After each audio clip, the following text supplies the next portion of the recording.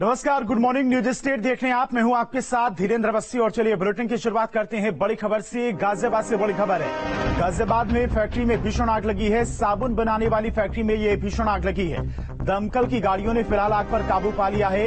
आग लगने के कारणों का अब तक खुलासा नहीं हो पाया है। बुलंदशहर औद्योगिक क्षेत्र का ये पूरा मामला बताया जा रहा है। तो बड़ी खबर है गाजियाबाद से। साबुन बनाने वाली फैक्ट्री में देर रात भीषण आग लगी थी। फिलहाल दमकल की गाड़ियों ने आग पर काबू पा लिया है, लेकिन अब तक आग लगने के कारणों का खुलासा नहीं हो पाया है।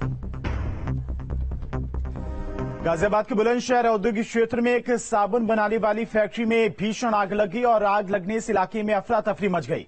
सूचना मिलते ही दमकल विभाग की 20 गाड़ियां मौके पर पहुंची, जिसके बाद आग पर काबू पाया जा सका। फायर अधिकारी सुनील कुमार के मुताबिक औद्योगिक इलाके में एक साबुन बनाने वाली फैक्ट्री में आग की सूचना मिली थी, जिसके बाद मौके पर पहुंची दमकल की 20 गाड़ियों ने कड़ी मशक्कत के बाद आग पर काबू पाया। फिलहाल आग में किसी के हताहत होने की खबर नहीं है। तो तस्वीरें आपके सामने हैं। देर रात की यह घटना है। किन्हीं कारणों की वजह से भीषण आग साबुन बनाने वाली फैक्ट्री में लगी थी।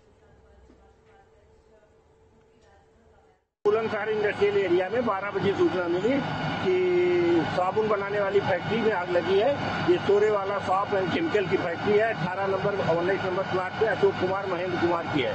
इसमें ड्रम भरे हुए थे और केमिकल में अचानक आग पकड़ लिया और तेजी से ड्रम भारी संख्या बहुत ऊपर तक फट करके गिर रहे थे। तो इसको चारों तरफ से घेर करके नियंत्रित कर लिया गया है और नियंत्रित करते हुए बुझाने की कार्यवाही की जा रही है। सुल्तानपुर से बड़ी खबर है। सुल्तानपुर में चलती कार में आग लगी है। आग लगने के कारणों का खुलासा नहीं हो सका है। कार चालक ने कूदकर अपनी जान बचाई है। फिलहाल दमकल की गाड़ियों ने आग पर काबू पा लिया है। किसी के हताहत होने की खबर नहीं है। तो सुल्तानपुर में भी आग का तांडव देखने को मिला है। चलती कार में भीषण आग लगी है। फिलहाल कार चालक ने किसी तरह से कार से कूदकर अपनी जान बचाई है। आग लगने के कारणों का खुलासा नहीं हो पाया है। तो सुल्तानपुर में लखनऊ वाराणसी राजमार्ग पर उस वक्त हड़कंप मच गया जब तेज रफ्तार लग्जरी कार में अचानक आग लग गई और देखते ही देखते आग ने पूरी कार को अपनी आगोश में ले लिया। कार में आग लगने के कारणों का अब तक खुलासा नहीं हो पाया, लेकिन कार चालक ने समय रहते कार से कूदकर अपनी जान बचाई है। ये लखनऊ से आ रहे थे, सर्विसिंग करा गाड़ी। अच्छा, सर्विसिंग करा करके आप आ रहे थे? हाँ। उसके बाद भी गाड़ी में आग लग गई? अच्छा, तो कहाँ के रहने वाले हैं आप? हम तो रहने वाले गाजीपुर, गाड़ी बनारस की है। गाड़ी बनारस की है। गाड़ी मालिक का क्या नाम है? देवेंद्र जायसवाल। जायसवाल जी। तो ये मसला क्या हुआ जब आप लखनऊ चले? लखनऊ चले आग आते समय पहुंचे यहाँ पे तो गाड़ी में ऑटोमेटिक पूरा लॉक होने लगा। अच्छा। उसके बाद आग गाड़ी रुकी जिसे आगे से धुआं निकलने लगा। कितने लोग गाड़ी में सवार थे? कोई नहीं था, बस हम अकेले।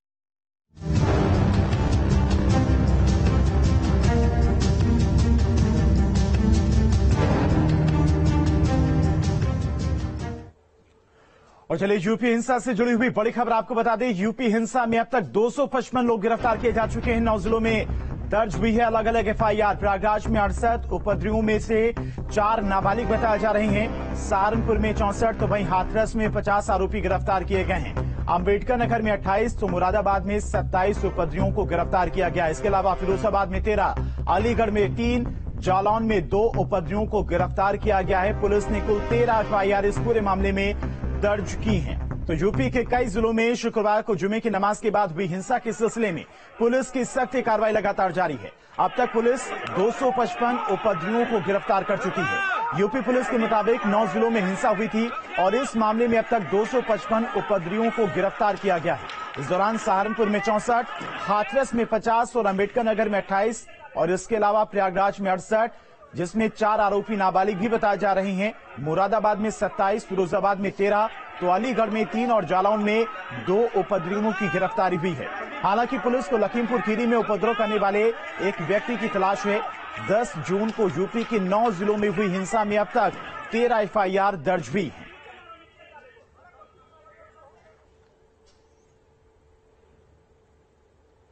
और प्रयागराज से बड़ी खबर है। अटाला हिंसा से जुड़ी बड़ी खबर। गिरफ्तार 64 उपद्रवियों को जेल भेजा गया है। हिंसा में 68 उपद्रवियों को किया गया था गिरफ्तार। उपद्रवियों में 4 नाबालिग भी निकले हैं। जुमे की नमाज के बाद हिंसा हुई थी, जिसके बाद पुलिस की कार्रवाई लगातार जारी है। 68 लोगों को अब तक गिरफ्तार किया जा चुका है, जिनमें से 4 नाबालिग भी बताए जा रहे हैं।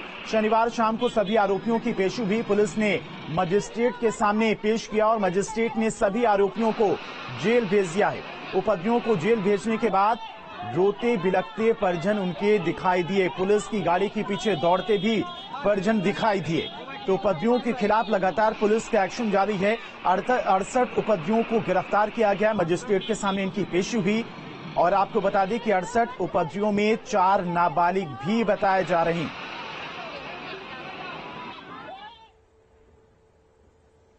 अंबेडकर नगर से बड़ी खबर है। अंबेडकर नगर में हुई हिंसा पर खुलासा हुआ। एसपी अजीत कुमार ने दावा किया है कि इमाम फराज ने लोगों को उकसाया था।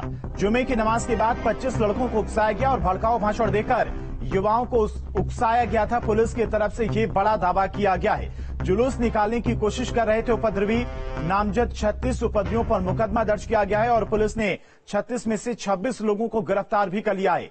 60 अज्ञात लोगों के खिलाफ एफआईआर दर्ज की गई है। तो अंबेडकर नगर में भी हिंसा हुई थी और अब तक 26 आरोपियों को गिरफ्तार किया जा चुका है। पुलिस की तरफ से लगातार एक्शन भी जारी है। बताया जा रहा है इमाम की तरफ से युवाओं को उकसाया गया था, जिसके बाद हिंसा भड़की।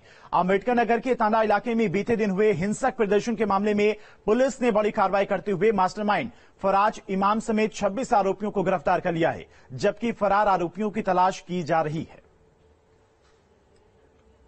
देखिए, ये एक फराज नाम का इमाम है। इसने सारी नमाज जब अदा हो गई, उसके बाद जब लखनऊ और सहारनपुर और प्रयागराज की समाचार टीवी पे आए, उसके बाद से ये व्यक्ति लोगों को 20-25 लड़कों को उकसा के फिर ले आया और ये जुलूस निकालने की कोशिश करना चाह रहे थे। तो उसमें पुलिस ने इनको खदेड़ा और इनकी गिरफ्तारी की गई है। और यूपी हिंसा से जुड़ी हुई एक और बड़ी खबर आपको बता दें। यूपी में हुई हिंसा को लेकर सीएम योगी सख्त हैं। आरोपियों से सख्ती से निपटने के आदेश मुख्यमंत्री योगी आदित्यनाथ की तरफ से दिए गए। ऐसी कार्रवाई हो जो सभी के लिए नजीर बने।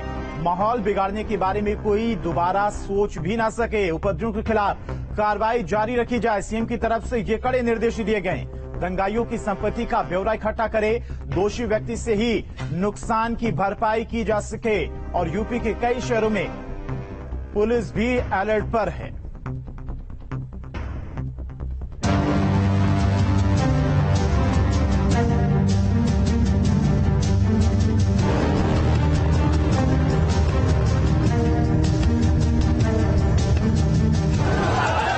नुपुर शर्मा के बयान को लेकर प्रदेश के कई शहरों में विरोध प्रदर्शन के नाम पर हुई हिंसा को लेकर योगी सरकार एक्शन में आ गई है।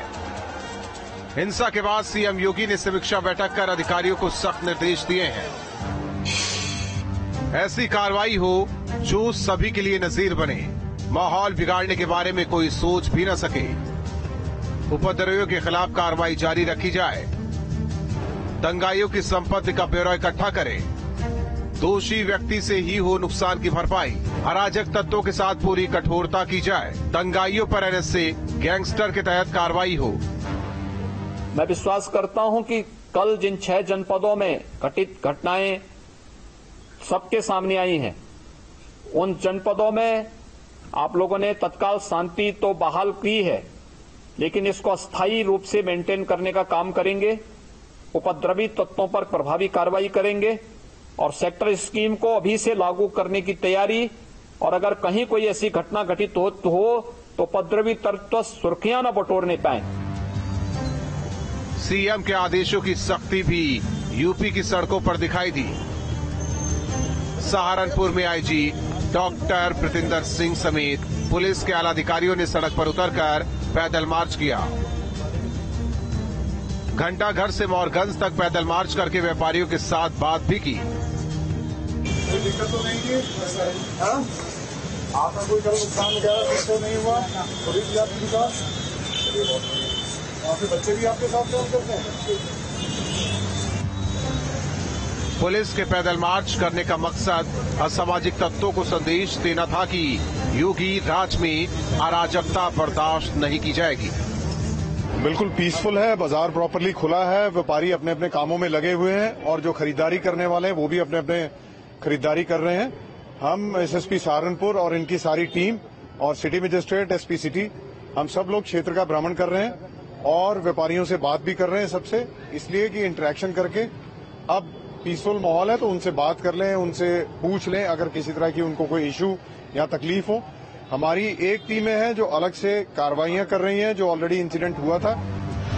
केवल सहारनपुर ही नहीं बल्कि पूरे सूबे की पुलिस अलर्ट पर है। ये तस्वीरें लखनऊ की है,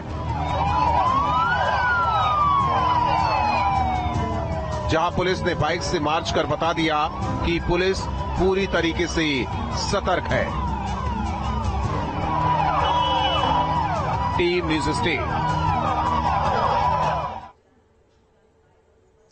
सहारनपुर, प्रयागराज और मुरादाबाद में हुई हिंसा के बाद पुलिस एक्शन में है। उपद्रवियों की गिरफ्तारी हो रही है तो कहीं बवालियों के घरों पर बुलडोजर चल रहा है। लेकिन एसपी और गठबंधन दल के नेता सरकार की कार्रवाई पर सवाल उठा रहे हैं। देखिए।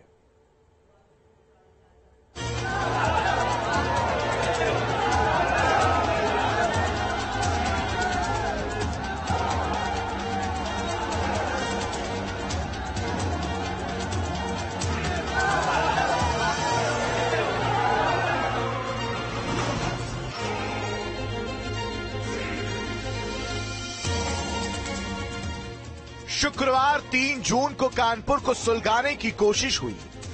इसके ठीक 7 दिन बाद शुक्रवार को ही 10 जून को जुमे के दिन प्रयागराज, सहारनपुर और मुरादाबाद में भी वही कानपुर वाली तस्वीर दिखी है। यानी हिंसा का पैटर्न वही, बस जगह नहीं है। नमाज के बाद निकले लोगों ने पत्थरबाजी कर दी थी, लेकिन पत्थरबाज शायद भूल गए कि यूपी में योगी राज है। शुक्रवार को प्रदर्शन के नाम पर पत्थरबाजी हुई तो शनिवार को इसका हिसाब बुलडोजर ने लिया। सहारनपुर में पत्थरबाजी के 2 आरोपियों के घर बुलडोजर चला तो उपद्रवियों में हड़कंप मच गया। एक तरफ साजिश का पत्थर चलाने वालों पर कार्रवाई हो रही है तो इससे एसपी नेताओं के पेट में दर्द हो रहा है। कोई भी मुसलमान अपने प्रॉफिट सल्लल्लाहु अलैहि वसल्लम के बारे में इंसल्टिंग वर्ड्स नहीं सुन सकता। मैं ही नहीं, पूरी दुनिया का मुसलमान। इतनी बड़ी बात हो गई, तमाम जगह आंदोलन हो गए। मुस्लिम कंट्रीज के साथ साथ यूरोपीय यूनियन, अमेरिका, राष्ट्रपति पुतिन सब ने कंडेम करा, लेकिन नुपुर शर्मा अरेस्ट नहीं हुई। एसटी हसन अकेले नहीं है जो बवालियों पर पुलिस के एक्शन को गलत बता रहे हैं, बल्कि कुछ ऐसी सोच सुभाषपा अध्यक्ष ओपी राजभर की है। ये संविधान से चल रहा, बुलडोजर से नहीं चल रहा है। पहले तो उनके खिलाफ कार्रवाई कर लें जिन्होंने दंगा भड़काने की कोशिश किया, जिन्होंने बयान दिया इस तरह का। देश संविधान से चल रहा है, कानून तो वहां तो कानपुर में तो योगी जी भी थे। कहां थे इनकी खुफिया तंत्र, कहां थे इनके सरकार चलाने वाले लोग, कहां थे इनके डीजी, डीआईजी, डीआईजी, एसपी कहां थे? ये भी तो वहीं मौजूद थे। इनकी मौजूदगी में घटना हुई, ये बहुत दुर्भाग्यपूर्ण घटना है। जुमे की नमाज के बाद प्रयागराज में हुई हिंसा के पीछे ओवैसी गैंग का भी नाम आ रहा है। प्रयागराज हिंसा के आरोपियों में जावेद पंत के साथ सैफ, कैफ और फैजान पठान सबसे बड़े मास्टरमाइंड बताए जा रहे हैं। इसके अलावा पुलिस की लिस्ट में एआईएमआईएम के जिला अध्यक्ष का भी नाम शामिल है। एआईएमआईएम के कुछ लोगों का इसमें नाम आया हुआ है। उनके खिलाफ या उनके से संबंधित जो सबूत हैं वो इकट्ठे किए जा रहे हैं। सबूतों पे ही हम बात करेंगे। अभी तक जो शुरुआती डिटेल्स है वो यही है। 10 जून को हुई हिंसा के बाद अब योगी सरकार एक्शन में है। बीजेपी प्रदेश अध्यक्ष स्वतंत्र देव सिंह ने भी ट्वीट कर बवालियों को बता दिया कि जिनके खुद के घर पर बुलडोजर का साया होता है वो दूसरों पर पत्थर नहीं फेंकते। प्रदर्शन के नाम पर पत्थरबाजी करने वालों को फिलहाल योगी सरकार बख्शने के मूड में नहीं है। सरकार ने साफ कर दिया है कि इस तरह के मामलों में सख्त से सख्त कार्रवाई की जाएगी। देखिए, कुछ लोग हैं जो माहौल को खराब करना चाहते हैं, तो माहौल को खराब नहीं होने दिया जाएगा और पुलिस सब पर नजर रखी हुई है। सख्त से सख्त कार्रवाई होगी और कार्रवाई की जा रही है। फिलहाल हिंसा के आरोपियों पर गैंगस्टर एक्ट और एनएसए के तहत कार्रवाई की जा रही है, लेकिन जिस तरह से समाजवादी पार्टी और उसके सहयोगी दल कार्रवाई पर सवाल उठा रहे हैं, उससे कई सवाल उन पर खड़े हो रहे हैं। Team news state. 3 जून को जुमे के दिन कानपुर का माहौल खराब किया गया। फिर दूसरे जुमे पर 10 जून को प्रयागराज, सहारनपुर और मुरादाबाद में सुनियोजित तरीके से हिंसा की गई। इस हिंसा के लिए सोशल मीडिया का ही इस्तेमाल किया गया। देखिए।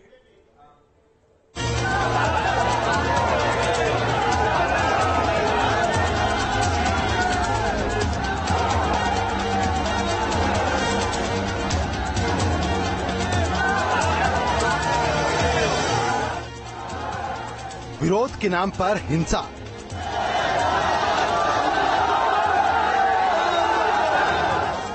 प्रदर्शन के नाम पर पत्थरबाजी,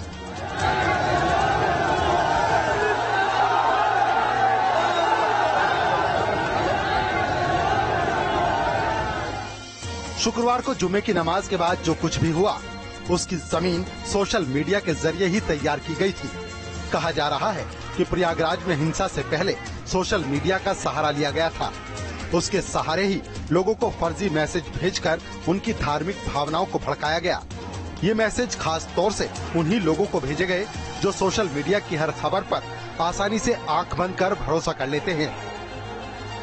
मोहम्मद जावेद उर्फ जावेद पंप के मोबाइल फोन में पुलिस को कुछ ऐसी ही सामग्री मिली है। फिलहाल जावेद पुलिस की गिरफ्त में है।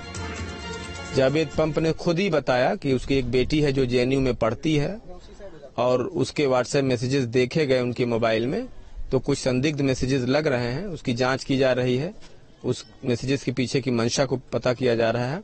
बाकी मोहम्मद जावेद उर्फ जावेद पंप का देखा गया तो तमाम नंबर डिलीटेड हैं, तमाम व्हाट्सएप चैट डिलीटेड हैं, तो उसकी मोबाइल को FSL भेजा जाएगा, लेबोरेटरी भेज के उसमें सारे जो डिलीटेड चीजें हैं उसको रिकवर कराई जाएंगी। सिर्फ प्रयागराज ही नहीं बल्कि सहारनपुर और मुरादाबाद में भी शुक्रवार को विरोध के नाम पर हिंसा फैलाने के लिए सोशल मीडिया का इस्तेमाल किया गया था। ये मॉड्यूल भी बिल्कुल प्रयागराज जैसा ही था। हालांकि यहाँ पुलिस हिंसा करने वालों को ठीक से सबक भी सिखा रही है। उपद्रवी इस मार्केट से गुजरते हुए उन्होंने प्रयास किया था कि दुकानों के सामने उपद्रव करने का प्रयास किया था। पुलिस ने उनको प्रॉपरली यहाँ से तितर बितर किया और उनके खिलाफ अब मुकदमा लिख के उसमें काफी सारी अरेस्टिंग्स भी हो गई हैं। प्रयागराज और सहारनपुर में शुक्रवार को हुई हिंसा का पैटर्न ठीक कानपुर हिंसा जैसा ही था। कानपुर में हिंसा फैलाने के लिए हयात जफर ने भी सोशल मीडिया का ही सहारा लिया था। गिरफ्तारी के वक्त भी वो यूट्यूबर के साथ ही था। सिर्फ यूट्यूब ही नहीं बल्कि हिंसा के लिए ट्विटर का भी इस्तेमाल किया गया था। पुलिस ने जांच के बाद ऐसे कई अकाउंट को बंद किया था। सोशल मीडिया प्लेटफॉर्म को जनपद स्तर पर भी मॉनिटरिंग हो, रेंज स्तर पर हो, जोन स्तर पर भी हो और शासन स्तर पर भी इसकी नियमित समीक्षा हो।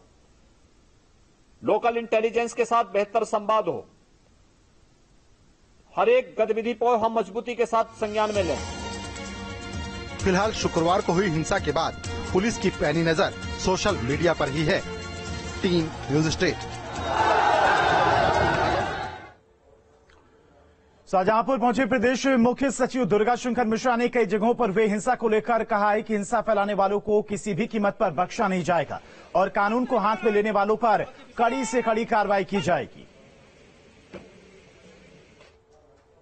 पुलिस कार्रवाई कर रही है। कोई भी अगर व्यवस्था को अगर तोड़ने का कोशिश करेगा तो उसके खिलाफ सख्त से सख्त कार्रवाई होगी और आपको सब जगह कार्रवाई नजर आ रही होगी और नजर आएगी भी। आप निश्चिंत रहिए कि हर जगह इतनी बंदोबस्त इतना बढ़िया होगा कि कहीं भी किसी की भी अपनी कानून व्यवस्था को तोड़ने का कोशिश भी नहीं कर सकते। यूपी में हुई हिंसा को लेकर कानपुर में सूफी खानका एसोसिएशन के राष्ट्रीय अध्यक्ष सूफी कौसर हसन मजीदी ने खास बात की हमारे संवाददाता अमित सिंह से। उन्होंने PFI को बैन किए जाने की मांग की है। हमारे साथ सूफी खानका एसोसिएशन के राष्ट्रीय अध्यक्ष सूफी कौसर हसन मजीदी साहब मौजूद हैं। मजीदी साहब, आपने पहले से ही कहा कि पहले बताया भी था हम लोगों से और शिकायत भी की थी कि PFI इन सारे जो उपद्रव हो रहे हैं उनके पीछे मौजूद है।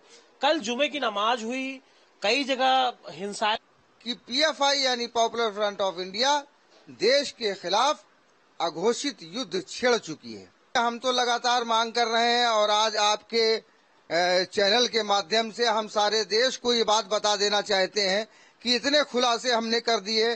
आज हमने ये पाकिस्तान कनेक्शन वाला खुलासा भी कर दिया। तो मुझे ऐसा लगता है कि बहुत जल्दी जिस तरीके से षड्यंत्र किया जा रहा है, बहुत जल्दी एक कट्टरपंथी स्थानीय प्रशासन के साथ मिल करके मेरी हत्या करा देंगे। ये सूफी कौसर मजीदी साहब थे, जो सूफी खान का एसोसिएशन के राष्ट्रीय अध्यक्ष हैं। इन्होंने कहा है, दावा किया है कि जो ये हिंसा हो रही है इसके पीछे पीएफआई है और इन सबका पाकिस्तानी कनेक्शन है, और कहीं न कहीं इन्होंने इसको लेकर पहले भी शिकायत की थी और इस पूरे मामले की और गहराई से जांच होनी चाहिए और कार्रवाई होनी चाहिए। वीडियो जर्नलिस्ट पुनीत पांडे के साथ में न्यूज स्टेट कानपुर। राजधानी लखनऊ में पुलिस सतर्क दिखी। लखनऊ में पुलिस ने हिंसा प्रभावित इलाकों में फ्लैग मार्च निकाला। त्योहारों के मद्देनजर रखते हुए पुलिस ने फ्लैग मार्च निकाला। जेसीपी पीयूष ने मीडिया को बताया कि अनुशासनहीनता बर्दाश्त नहीं की जाएगी। असामाजिक तत्वों को चेतावनी दी गई है कि किसी भी प्रकार का अवैध कृत्य न करें। लखनऊ में सौहार्दपूर्ण वातावरण में जो है आम जीवन चल रहा है। सारी धार्मिक गतिविधियां भी सभी लोगों ने नियमों का पालन करते हुए अपने अपने परिसर में संपन्न कराई, और हमें आशा है कि आने वाले दिनों में भी इसी प्रकार सभी लोग अपने अपने कार्य जो है अनुशासन के साथ नियमों का पालन करते हुए करते रहेंगे, और सभी धर्मों के लोग अपनी धार्मिक गतिविधियों को अपने परिसरों के भीतर रहकर भली भांति संपन्न कराएंगे। और वाराणसी से बड़ी खबर है, बजरंग दल की पदयात्रा है। आज नुपुर शर्मा के समर्थन में ये पदयात्रा निकाली जाएगी। दुर्गाकुंड पुलिस चौकी से गुरुधाम तक ये पदयात्रा निकाली जाएगी। आज शाम 5 बजे पदयात्रा निकाली जाएगी नुपुर शर्मा के समर्थन में। तो वाराणसी से इस वक्त की बड़ी खबर, नुपुर शर्मा के समर्थन में आज पदयात्रा निकाली जाएगी। दुर्गाकुंड पुलिस चौकी से गुरुधाम तक ये पदयात्रा शाम 5 बजे निकाली जाएगी।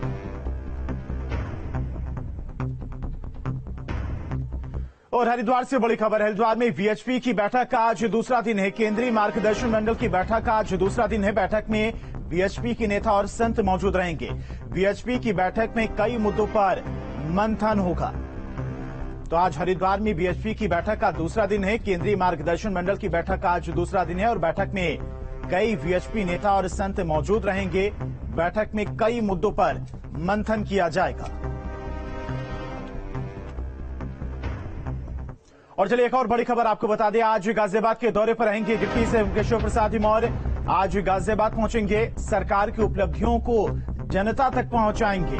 सरकार की उपलब्धियां जो अभी तक इन सरकार की योजनाएं रही हैं, प्रदेश सरकार की योजनाएं रही हैं, उन योजनाओं को जनता तक पहुंचाएंगे। डिप्टी सीएम केशव प्रसाद मौर्य आज गाजियाबाद के दौरे पर पहुंच रहे हैं।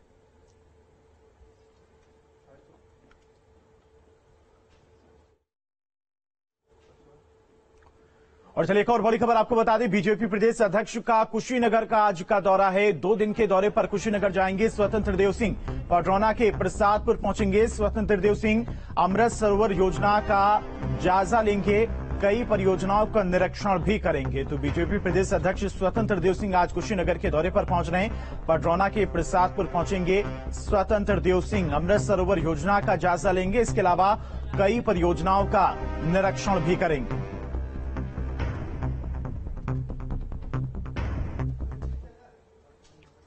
डिप्टी सीएम ब्रजेश पाठक शनिवार को कौशाम्बी के दौरे पर रहे, जहां पर उन्होंने पार्टी नेता, पदाधिकारी और कार्यकर्ताओं के साथ में बैठक की।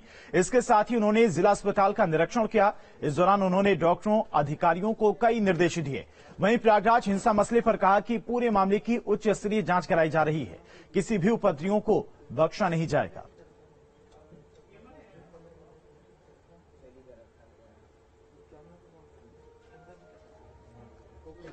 तो डिप्टी सीएम ब्रजेश पाठक कौशाम्बी के दौरे पर पहुंचे थे, जहां पर उन्होंने पार्टी के कार्यकर्ताओं और पदाधिकारियों से मुलाकात की। इसके अलावा जिला अस्पताल का औचक निरीक्षण भी किया।